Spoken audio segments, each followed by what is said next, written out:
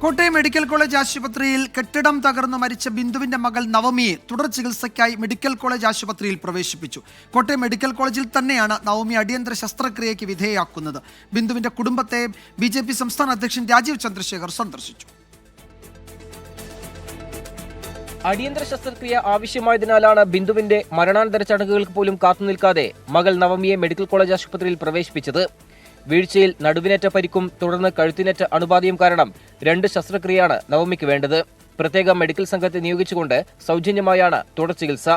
ബിന്ദുവിന്റെ മരണത്തിന് പിന്നാലെ നവമിയുടെ ചികിത്സ സർക്കാർ ഏറ്റെടുത്തിരുന്നു. സർക്കാരിന്റെ സഹായം ആശ്വാസമായെന്ന് ബിന്ദുവിന്റെ ഭർത്താവ് വിശ്രുതൻ 24-നോട്. തീർച്ചയായും ഒരു സഹായമായി. അല്ലാതെ നമ്മൾ ഇവിടെ കൂടി ചികിത്സിക്കും. അസുഖം മാറണ്ടേ, പഠിക്കാൻ പോകണം. ശസ്ത്രക്രിയക്കായി കഴിഞ്ഞ ചൊവ്വാഴ്ചയാണ് നവമിയെ മെഡിക്കൽ കോളേജ് ആശുപത്രിയിൽ പ്രവേശിപ്പിച്ചത്. വ്യാഴാഴ്ചയാണ് കെട്ടിടം തകർന്നുണ്ടായ ദാരുണാപകടത്തിൽ ബിന്ദു മരിച്ചത്. BJP സംസ്ഥാന അധ്യക്ഷൻ രാജീവ് ചന്ദ്രശേഖർ തലയോലപ്പറമ്പിലെ ബിന്ദുവിന്റെ വീട്ടിലെത്തി കുടുംബത്തെ സന്ദർശിച്ചു.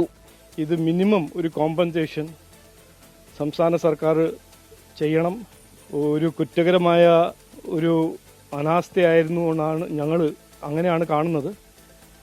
അപ്പോൾ കുടുംബത്തിന് വേണ്ടി എല്ലാവിധ സഹായം സംസ്ഥാന സർക്കാർ നൽകണം. ധനസഹായം, സ്ഥിരം തൊഴിൽ ഉൾപ്പെടെ ഉന്നയിച്ച ആവശ്യങ്ങളിൽ സർക്കാർ ഇടപെടൽ കാത്തിരിക്കുകയാണ് ബിന്ദുവിന്റെ കുടുംബം. 24 കോട്ടയം.